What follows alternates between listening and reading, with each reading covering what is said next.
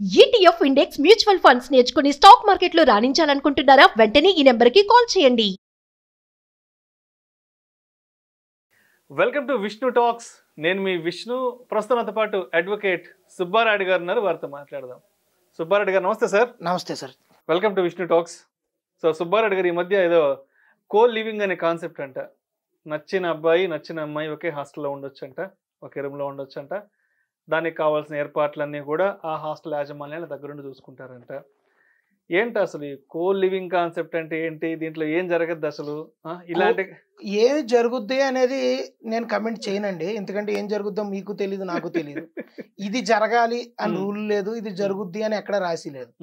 కానీ బయట సమాజానికి అర్థమైనంత వరకు కో లివింగ్ అంటే ఇద్దరు కలిసి కాపురం చేస్తున్నారని అర్థం చేసుకుంటారండి. ఎవరు అర్థం చేసుకున్నా అది ఎవరు కరస్పాండింగ్ గా వాళ్ళు ఇష్టమై ఉంటున్నారు కాబట్టి మేము ఇష్టమయ్యే ఉంటున్నాం, తర్వాత మాకు దీని మీద ఎటువంటి కంప్లైంట్స్ లేవు అని ఒక చిన్న అండర్టేకింగ్ ఇచ్చుకొని ఉంటే ఆ హాస్టల్ ఓనర్ అయినా లేకపోతే ఈ అబ్బాయి ఎవరైతే అబ్బాయితో అమ్మాయి ఉంటున్నా అమ్మాయితో అబ్బాయి ఉంటున్నా రేపొద్దున ఇది జరిగింది అది జరిగింది అని కేసులు పెట్టడానికి లేకుండా ఉంటుంది.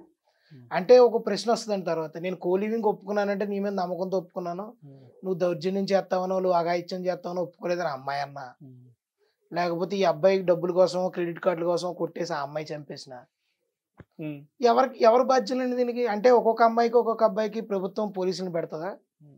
తల్లిదండ్రులు కాపలా కూర్చుంటారా? ఎవరిది రెస్పాన్సిబిలిటీ? పెళ్ళై కాపురం చేసుకున్న మొగుడు పిల్లలకి గ్యారంటీ లేదండి.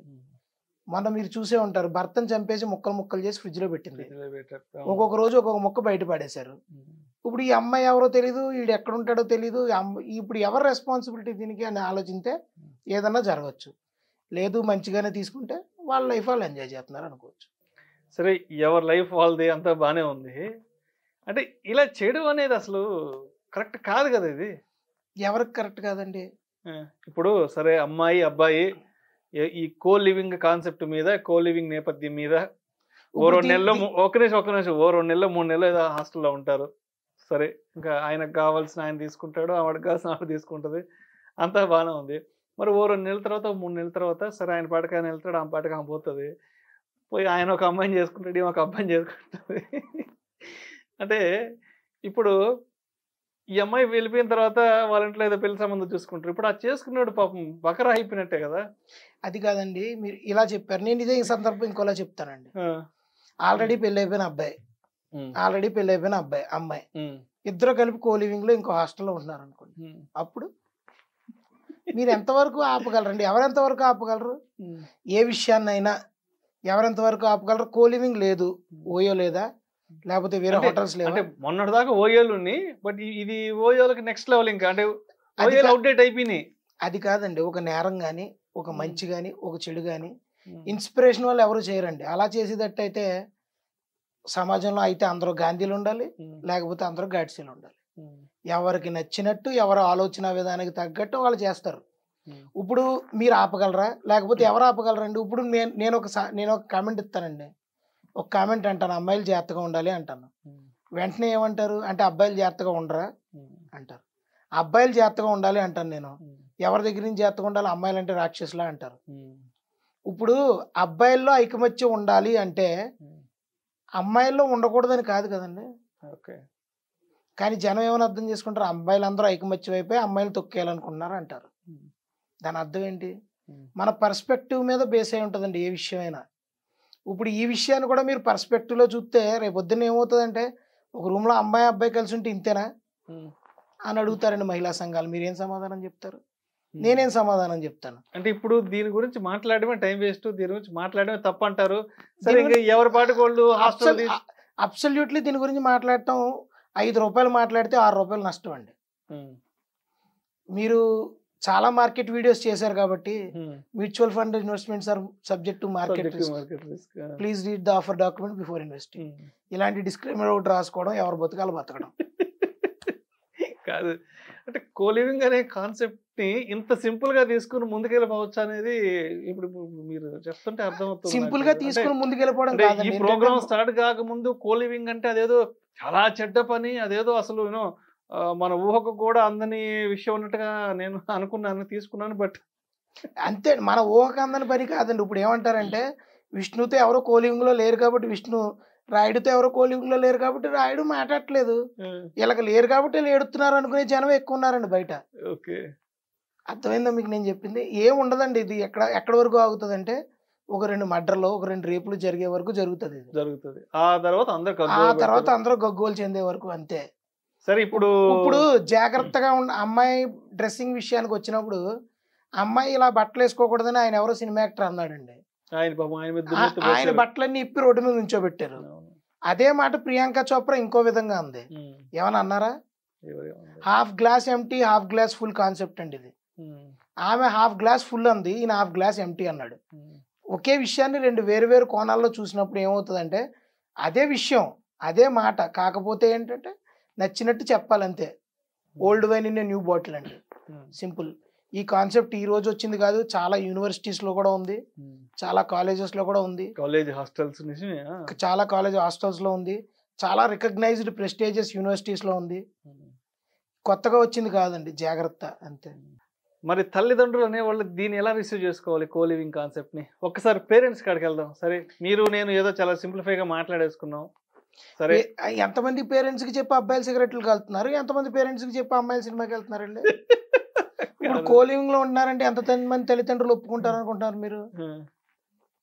ఆ అమ్మాయి ఇంట్లో వీడియో కాల్ మాట్లాడేటప్పుడు ఈ అబ్బాయి కెమెరాకి ఇటువైపు ఉంటాడు, ఈ అబ్బాయి మాట్లాడేటప్పుడు ఈ అమ్మాయి కెమెరాకి ఇటువైపు ఉంటుంది. ఎవరు పట్టుకోగలరు? ఇంటి దొంగని ఈశ్వరుడు కూడా పట్టుకోలేడు. అందుకని ఒక రకమైన ట్రాన్స్పరెన్సీ ఉన్న కుటుంబాల్లో ఇది జరగదు. జరిగిన కుటుంబాలను ఎవరో కాపాడలేరండి. ఇప్పుడు మీరు ఇందాక అన్నారు కదా, ఆ అమ్మాయి వేరే వాడిని పెళ్లి చేసుకుంటది, ఆ అబ్బాయి వేరే అమ్మాయిని పెళ్లి చేసుకుంటదండి. దేవుడి దేవాలు చేసుకున్న కాపురాలు నిలబడితే పర్వాలేదండి, తర్వాత కూడా వీళ్ళు కోలివింగ్ లో ఉంటే ఎవరు ఏం చేయలేరు. అది కూడా నేరం కాదని సుప్రీంకోర్టు అదేదో సందర్భంలో కూడా చెప్పింది. ఈ మధ్య చెప్తానే ఉన్నారు, సంవత్సరం ఒకసారి చెప్తున్నారు, ఇదేం తప్పు కాదని కూడా చెప్పేస్తున్నారు. మరి ఎవరేం చేయగలరండి? తప్పు కాదేమో, మనమే కొంతమందిగా నచ్చట్లేదేమో. ఓకే, ఒక సందర్భంలో కొంతమందికి కొన్ని నచ్చినాయి, కొంతమందికి కొన్ని నచ్చవండి. ఒక్కొక్క ట్రెండ్లో రీసెంట్ గానే రావు రమేష్ గారు సినిమాలో చెప్తాడు కదా, టార్చ్ బేరర్స్ అని.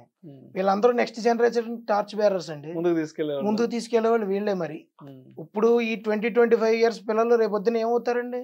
టార్చ్ బేరర్సే అవుతారు సొసైటీకి. ఏమో రేపొద్దున అన్ని కోలివింగ్ స్పేసెస్ ఉంటాయేమో, చెప్పలేం కదా. సో దానివల్ల ఒక రకమైన ఇంటిమసీ అండ్ ఇంటిగ్రిటీ పెరుగుద్దో లేకపోతే సేఫ్టీ తగ్గుద్దో అనేది వేసి చూడాలండి. మన వరకు ఇప్పుడు వరకు అయితే కంప్లైంట్స్ ఏం రాలేదు, ఎక్కడా మనం చూడలేదు. అంటే ఇప్పుడు మొత్తానికి ఇలాంటి జరుగుతున్నా, ఇలాంటి మన కంటపడ్డా, మనకి తెలిసిన వాళ్ళు ఎవరైనా కోలింగ్ లో ఉన్నా, సో గమ్మగా నోరు మూసుకొని హ్యాపీగా వెళ్ళిపోవడం మంచిది అంటారు. అనవసరంగా దాని గురించి మాట్లాడి చెప్తా కొడుచుకోవడం తప్ప. అంతే అండి, మనం కామెంట్ చేస్తాం కానీ మా అమ్మ నాన్నకు లేని అభ్యంతరం నీకేంటి అంటారు. ఇప్పుడు టీవీలో మనం మాట్లాడతామండి, తల్లిదండ్రులు ఎంతమంది రియాక్ట్ అవుతున్నారు? రియాక్ట్ అయితే కోలివింగ్ స్పేస్ ఆడ అంత ధైర్యంగా కొండాపూర్లో అంత పెద్ద ఏరియాలో నెలకి 4.5 లక్షల రూపాయలు అద్దె పెట్టి అతను తీసుకుని పెట్టగలరండి? 40 గదులు ఉన్నాయండి అందులో. మీరు చెప్పిన వీడియో గురించి నేను చెప్తున్నాను, ఫుల్లీ ఫర్నిష్డ్. ఎలా ఇవ్వగలుగుతున్నాడు అంత అన్ని ఎమ్యూనిటీస్, వరల్డ్ క్లాస్ ఫెసిలిటీస్? అదే అతను అదే చెప్తున్నాడు కదండి, వరల్డ్ క్లాస్ ఫెసిలిటీస్ అంటున్నాడు. Amenities of A social living అని చెప్తున్నాడు. అదొక సోషల్ స్టేటస్, సోషల్ లివింగ్ అని ప్రచారం చేస్తున్నాడు అండి అతను. అంటే మిగతా లివింగ్స్ అని సోషల్ లివింగ్స్ కాదా? ఓకే, కో ఎడ్యుకేషన్ కరెక్ట్ అయినప్పుడు కో లివింగ్ తప్ప అంటారండి మీరు ఇప్పుడు రేపొద్దు నుంచి. అంతే కదా, అంతే. ఒకే క్లాస్ రూమ్ లో పిల్లలు చదువుకున్నప్పుడు ఒకే రూమ్ లో అమ్మాయి అబ్బాయి ఉంటే తప్పే ఉంది అని అడుగుతారండి. దానికి సమాధానం ఏమని చెప్తాం? ఎవరు చెప్పగలరు దానికి సమాధానం? ఇప్పుడు దానికి సమాధానం చెప్పడానికి ఎవరన్నా ముందుకు వచ్చినా ఏమని చెప్తారండి? మొన్న ఎండమూరి వీరేంద్రనాథ్ గారు ఏదో సమాధానం చెప్పాడు, దీనికి ఏమన్నారు? ఈక్వాలిటీ అంటే ఫెమినిజం కాదండి, ఫెమినిజం అంటే ఈక్వాలిటీ. ఆ రెండింటికి డిఫరెన్స్ తెలుసుకోవాలి. అప్పుడు కొంతమంది ఎవరైతే మహిళా హక్కుల కోసం పోరాడుతున్నారో జాగ్రత్తలు కూడా చెప్పాలి. హక్కుల కోసం పోరాడే వాళ్ళు జాగ్రత్తలు చెప్పాలి, బాధ్యతలు చెప్పాలి. బాధ్యతలు లేనంత వరకు ఏమీ జరగవండి. ఆ హాస్టల్లో ఆ కోవింగ్ స్పేస్లో ఆ అమ్మాయికి ఏం జరిగినా ఆ అమ్మాయే బాధ్యురాలు. సుప్రీంకోర్టు అది కూడా చెప్పిందండి. నీ అంతటి నిన్ను నువ్వు డేంజరస్ సిచ్యువేషన్లో పెట్టుకున్నప్పుడు ఎవడేం చేస్తాడు? నేను వచ్చి కాపలా కత్తానా? ఎంతమంది పోలీసులు కాపలా పెడతారండి? తల్లిదండ్రులు కాపలా ఉంటారా? వాళ్ళు నమ్మి చదువుకుంటావని, నమ్మి ఉద్యోగం చేసుకుంటావని పంపారు నిన్ను, నువ్వేం చేస్తున్నావు? సో మొత్తానికి కన్క్లూజన్ గా ఈ కో లివింగ్ అనే హైదరాబాద్లో వస్తున్న కొత్త కల్చర్కి ఏంటి మీరు ఎలాంటి ముగింపుతో దీనికి ఎండ్ కార్డ్ వేస్తారు ఈ ప్రోగ్రామ్కి? ఎవడ కర్మ ఆడదండి. మన లివింగ్ని ఇబ్బంది పెట్టనంత వరకు ఎవడ ఎలా ఏ గోదావరిలో దూకినా ఎవరు పట్టించుకునేవారు లేరండి. కో లివింగ్ అనేది అది ఎంతవరకు స్టేబుల్ అవుతుంది? జనాలు రాళ్ళిచ్చి కొట్టి చంపేయాలా, లేకపోతే ఆ కో లివింగ్ పెట్టినాడు తప్ప, ఉంటున్న వాళ్ళు తప్ప, ఎంకరేజ్ చేస్తున్న పేరెంట్స్ తప్ప అంటే మీరేం చెప్తారు సార్ విష్ణు గారు? ఒక అండర్టేకింగ్ తీసుకుంటున్నారా? పోనీ మీ పేరెంట్స్ దగ్గర నుంచి అండర్టేకింగ్ ఇస్తున్నారా? వైన్ షాప్ బయట పెద్ద పెద్ద బోర్డులు ఉంటాయి, 21 సంవత్సరాల వరకు ముందు అమ్మనని. దాని బయట ఏమైనా బోర్డు చూసారా మీరు? ఆడేమన్నా డిస్క్లైమర్ చెప్తున్నాడు ఆ సోషల్ మీడియాలో ప్రచారం చేసుకునేటాడు? మనం ఏం చెప్తామండి దానికి? ఇంకా లీగల్గా దానికి ఎక్కడ బ్యారియర్ లేదు, చేసుకుంటున్నాడు. అప్రాపరియేట్ పర్మిషన్స్ తీసుకుంటాడు, చేసుకుంటాడు. వాడి ఇన్ఫ్లుయెన్స్ వాడుకుంటుంది సొసైటీలో, ఆడి ఇన్ఫ్లుయెన్స్ ఆడుకుంటుంది. కన్సర్న్ పోలీస్ ఏమన్నా రిస్ట్రిక్షన్స్ పెడితే ఫామ్ సీల్ తీసుకుంటే ఐడి ప్రూఫ్, అడ్రస్ ప్రూఫ్ తీసుకొని ఆ అబ్బాయి ఏంటి అమ్మాయి ఏంటి అని తీసుకొని చేస్తారు. తర్వాత ఏదన్నా అఫెన్స్ వచ్చాక మళ్ళీ మనం మాట్లాడుకుందాం. ఈసారి ఇప్పుడు ఇది జస్ట్ స్టార్ట్ అయింది కాబట్టి డెఫినెట్ గా ప్రతి దాంట్లోనూ కూడా ఒక చెడ్డ ఉంటదండి. ప్రతి మంచిలోనూ ఒక చెడ్డ ఉంటది.